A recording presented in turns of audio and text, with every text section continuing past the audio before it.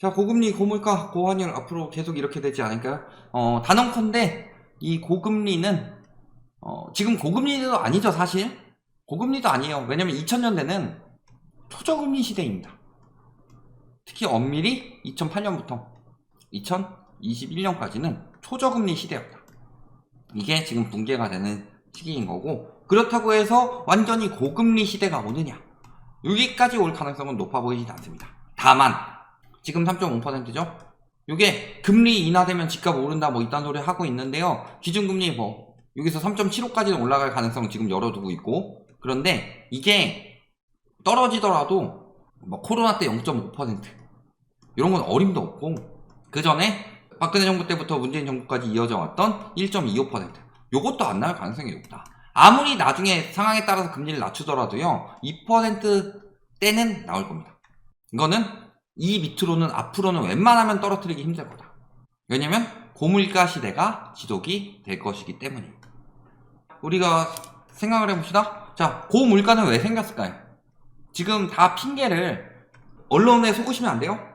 언론이 고물가 2021년부터 2022년에 고물가 핑계를 계속 뭘 댔느냐? 러시아, 우크라이나 전쟁. 그러면 이게 진짜 문제였다면요, 지금 흑해 곡물 협정이 끝났죠. 흑해 곡물 협정이 뭐예요? 곡물 여기서 수출하는데 얘네가 수출 안 하면은 세계적으로 문제가 생기니까 러시아가 공공의 적이 된다. 그러니까 흑해 통해가지고 얘네가 이제 곡물 수출하는 것을 막지는 않겠다. 우리가 얘네랑 계속 전쟁을 할 거지만 수출하는 그런 것들은 공격하지 않겠다. 이게 흑해 곡물 협정인데, 이게 만약에 지금 났으면요 종료가 됐죠? 러시아 우크라이나 전쟁 때문이었으면은 지금 물가가 다시 폭등을 해야죠. 근데 이게 문제가 아니었던 거예요. 언론에서 계속 이 탓을 하고, 특히 부동산 업자들 기억납니다. 네? 고 교수님 이런 분들, 내가 제일 기억에 남는 분이 이분이에요. 러시아 우크라이나 전쟁 때문에 인플레이션 생겼다, 이런 식으로 주장하시는 분들 굉장히 많습니다. 특히 어디 업계? 부동산 업계. 부동산 업계에는 이런 분들이 많은, 경제업계에는 러시아 우크라이나는 상황이 일부일 뿐이고, 진짜 핵심은 뭐예요? 유동성. 그죠? 돈 풀어 제껴서 유동성 파티. 이게 고물가가 해결이 되려면요 요 유동성이 빠져나가야 돼요. 근데 우리가 미국의 대차 대조표를 한번 보자. 그랬을 때 이게 축소가 됐느냐? 그러면 축소가 됐죠? 축소가 계속 되고 있네, 많이 됐네 라고 보기에는 세 발의 피죠. 그러니까 문제는 초저금리 시대에 돈을 많이 풀었어요. 2008년에 돈을 많이 풀고 쭉 풀다가 2015년부터 금리 인상 들어갔죠, 미국에서. 그리고 17년부터 긴축 들어갔죠. 그러다가 미중 무역전쟁 터지면서 다시 20년부터 올라가기 시작하죠. 아니 19년부터. 그 다음에 20년에 요게 코로나 터지면서 올라간 거죠. 그리고 쭉 돈 풀어서 유지를 하다가 안 되겠다, 상황이 너무 심각하다, 코로나 끝나니까 수요가 다시 돌아오죠. 그러니까 그 전에 코로나 때 돈을 어마어마하게 풀었어요. 이게 물가를 폭등시키지 않았던 이유는 수요가 감소했기 때문이죠. 수요가 감소해서 물가를 폭등을 안 시켰는데, 코로나가 끝났어요. 코로나가 뭐 완전히 끝난 건 아니지만 코로나가 어느 정도 끝났다. 그러니까 갑자기 인플레이션이 미친듯이 생기죠. 그러니까 그때부터 금리 인상 플러스 양적 긴축을 해야 되는데, 금리 인상은 가능한데 금리 인상을 하다 보니까 양적 긴축을 빡세게 하지 못하겠는 거예요. 그래서 양적 긴축은 스물스물 하다가 요때 튀죠. 왜? 뱅크런. 그리고 조금 다시 또 감소시킨 거예요. 자, 그러면은 미국에서 공격적인 양적 긴축이 되겠느냐? 이게 쉽지가 않다는 거예요. 우리 쉽게 생각했을 때 돈을 쓰기가 쉬워요, 아니면은 벌기가 쉬워요? 대차 대조표에서 이렇게 늘어났던 시기는요, 돈을 어쨌든 부채를 받아가지고 돈을 쓰는 겁니다. 그리고 이거를 감축시키는 것은요, 돈을 갚는 거예요. 돈 쓰는 것보다 갚는 게 훨씬 더 힘들죠. 그러니까 저 대차 대조표가 쉽게 빠지진 않을 거다. 근데 이번에 코로나 터졌을 때가 과거 글로벌 금융위기 터졌을 때보다 더 많이 풀었는데, 글로벌 금융위기 때는 좀 풀어야 될 의미가 있었어요. 왜냐면은 미국뿐만이 아니라 미국에서 달러를 공급해주지 않으면 무너진 나라들이 너무 많았기 때문에.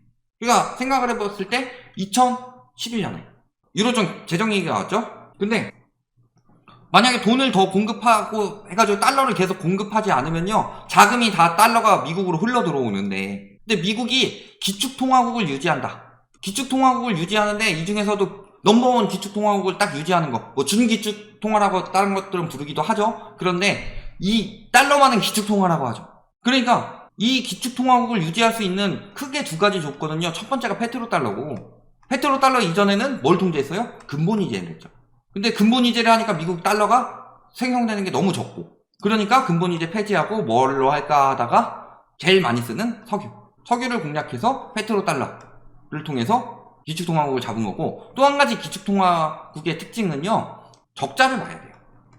그 자본주의의 기본 논리에 대해서, 자본주의에서 왜 화폐 가치가 계속 떨어지느냐, 금리가 계속 올라가요? 그러면은 예를 들어 100만 원이 시중에 풀려 있는데 이 사람들이 갚아야 될 돈이 105만 원이 되는 거예요. 금리가 5%면. 그러면은 100만 원이 105만 원이 돼야 되는데 100만 원밖에 돌지 않고 있으면 누군가는 못 갚는 사람이 생기겠죠. 그러니까 이런 것들을 막기 위해서 자본주의에서는 계속 자금이 늘어날 수밖에 없는 거다. 그런데 그 세계의 자본주의를 이끌어가는 게 최고의 기축통화가 달러이고, 즉 달러는 세계로 계속 풀어줘서 세계 경제시장이 돌아가도록 만들어야 된다. 그런데 문제는 미국에서 흑자를 본다고 하면요, 달러가 풀리는 게 아니라 달러가 빨려 들어가요. 그러니까 미국에서는 계속 적자가 나야 되는 거예요. 중국이 기축통화를 못하는 이유 중에 가장 큰 이유는 저거예요. 중국은 흑자를 내는 나라이기 때문에.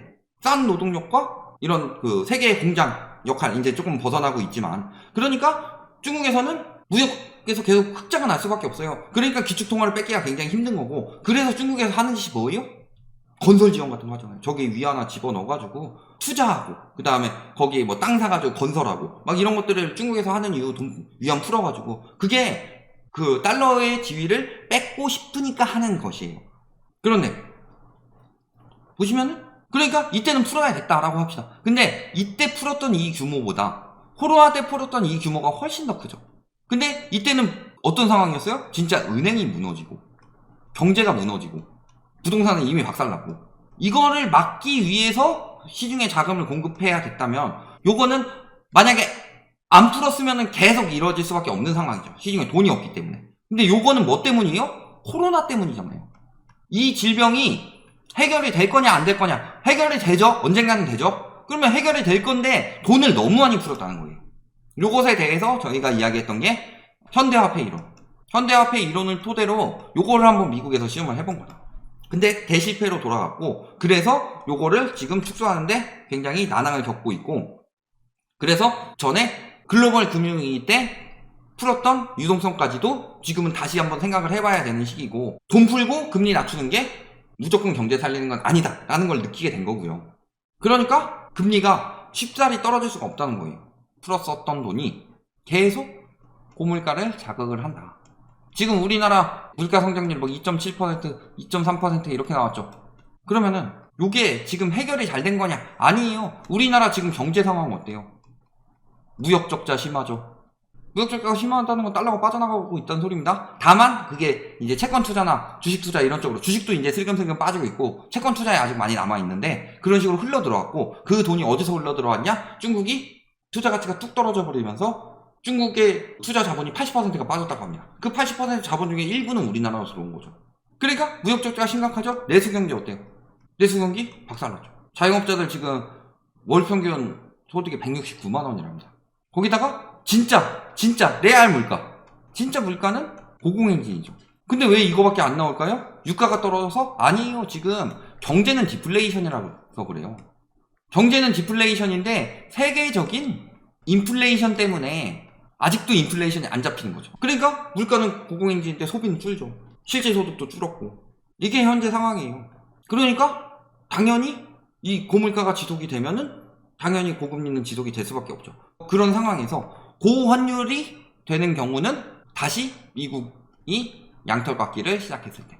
근데 미국이 의도적으로 양털을 깎아야지 이런 것도 있겠지만요, 사람들이 결국엔 미국으로 자금이 이동을 한다. 어느 시기에 세계 경제가 침체됐다고 느껴졌을 때, 그리고 미국에 투자하는 게 이익이 된다고 느껴졌을 때. 그래서 이때 미국에서 금리 막 올렸어요. 1994년부터. 그리고 금리 낮추기 시작했죠. 이때 터진 게 뭐예요? 멕시코, 아르헨티나 거쳐서 우리나라에 IMF 금융위기가 왔죠. 자, 미국에서 금리 올렸어요. 그리고 글로벌 금융위기 터지면서 낮췄죠. 그러면서 우리나라에도 환율 폭등했죠. 그러니까 미국이 금리를 올리는 시기에 환율이 폭등되는 게 아니라, 금리를 올리고 딱 멈춘 다음에 금리 인상 종료했을 때 미국이 세계의 자금을 싹 빨아간다. 그렇게 되면 어떻게 될까요? 그때가 진짜 환율 위험이에요. 그러니까 언론에서 계속 떠들고 있는 그런 이야기 있죠. 한미 금리 차가 벌어졌는데도 불구하고 환율이 폭등하지 않는다. 그리고 한미 금리 차가 벌어졌을 때 환율이 폭등한 적이 없다. 한미 금리 차가 벌어지고 나서 미국이 금리 인상을 종결했을 때, 그때 외국인이 우리나라 채권 샀던 것들을 다 팔고 미국 채권을 산단 말이에요. 지금 달러가 쫙 빠져나가죠. 그때 환율이 폭등을 하는 거예요. 개불도 모르는 인간들이 한미 금리 차에도 괜찮다. 이게 아니고 한미 금리 차는 예방접종이에요. 한미 금리 차가 벌어지도록 두면은 나중에 그때 확 빠져나가는데 금리 차가 덜 벌어진다든가 우리나라 수익이 더 높다, 우리나라 금리가 더 높다, 그러면은 빠져나갈 게 덜 빠져나가는 거지. 그러니까 유럽 이런 데서 계속, 영국 이런 데서 계속 금리 따라 올리고 있는 거고. 근데 미국에서 금리를 조금만 내린다고 하면은 우리나라는 예를 들어 미국에서 뭐 내년에 금리 내린다고 해봅시다. 내려봤자 한 4% 될 텐데 4%까지 내릴지도 모르겠어요. 2025년까지 예측하고 있는데 인플레이션을. 그래도 만약에 내년에 내려서 한 4%까지 내린다고 생각을 해봅시다. 우리나라는 3.5%예요. 그때는 미국이 금리를 내리고 있는 상황이기 때문에 미국 채권의 가치는 더 올라갈 겁니다. 그러면은 자금 빠져나가겠죠. 우리나라는 금리를 올려야 될 수도 있어요. 안 올린다. 그 상황에서도 우리나라 금리 내린다? 경제가 개박살났다는 소리예요. 이걸 모른다니까 사람들이. 그렇구나. 왜냐면 언론에서 똑바로 안 알려주고 사람들한테 잘못되게 알려준 거니까. 잘 생각해봅시다. 이런 통계를 내요. 아이스크림을 많이 먹으면은 상어한테 물려요. 왜? 아이스크림 판매량이 늘어났을 때 상어한테 물려가지고 다친 사상자 숫자도 같이 늘어나니까. 이걸 가지고 아이스크림을 많이 먹으면 상어한테 많이 물린다. 이런 식으로 통계를 내가지고 언론에서 발표를 하는 거예요. 근데 실질적으로는 뭐예요? 아이스크림을 많이 먹은 이유도 여름이기 때문에 더워서 아이스크림을 많이 먹는 거고, 또 상어한테 많이 물리는 이유도 여름이기 때문에 바다로 많이 놀러가서 바다에서 수영을 많이 하다 보니까 상어한테 많이 물리는 거예요. 그런데 이거를 막 인과관계가 있는 것처럼 묶어서 이야기를 하는 거잖아요.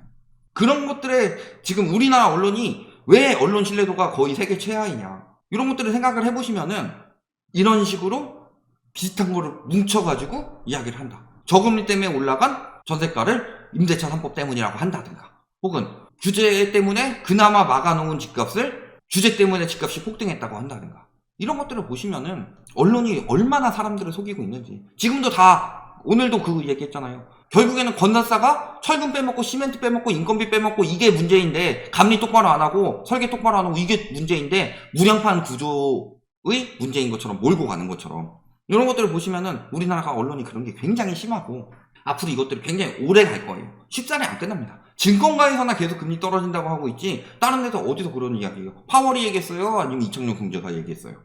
고물가? 고금리. 일단은 고물가는 예전에 뭐 코로나 터지고 2022년만큼 폭등하지 않을 거다. 하지만 2% 맞추기에는 너무나도 난관이 많고, 하반기 지금 많이 떨어진 거는 기저효과 때문이고, 기저효과가 끝나면 한 3, 4%의 물가는 지속될 가능성이 높다. 그 다음에 두 번째, 고금리는 금리를 조금 낮추더라도 과거 코로나나 혹은 글로벌 금융위기 때처럼 극적으로 낮추진 않을 거다.